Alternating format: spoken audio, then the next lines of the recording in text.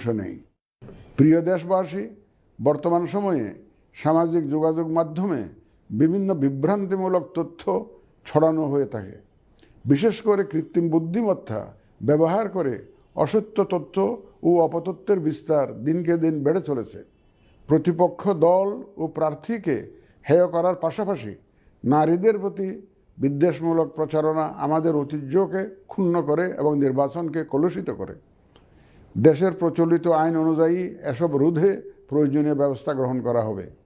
আপনাদের প্রতি আমার বিশেষ অনুরোধ, অসত্য এবং অসৎ উদ্দেশ্যে প্রচারিত কোনো তথ্যে কান দিবেন না, গ্রহণ করবেন না।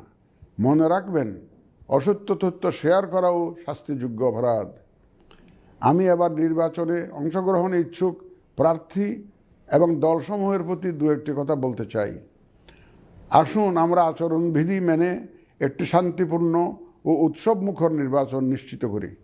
শান্তিপূর্ণ সহাবস্থান এবং পারস্পরিক শ্রদ্ধা নিশ্চিত করে ভোটারদের বিশ্বাস ও আস্থা অর্জনই হোক আপনাদের লক্ষ্য। নির্বাচনে দায়িত্ব পালনকারী প্রিয় সহকর্মীবৃন্দ, নির্বাচন কমিশন স্বচ্ছতা, নিরপেক্ষতা এবং দৃঢ়তার সাথে দায়িত্ব পালনে বদ্ধপরিকর। কমিশনের অংশ হিসাবে আপনারা নির্ভয়ে সততা ও নিরপেক্ষতার সাথে দায়িত্ব পালন করবেন। মনে রাখবেন, এ ব্যাপারে কোনো শিথিলতা বা গাফিলতি সহ্য করা হবে না।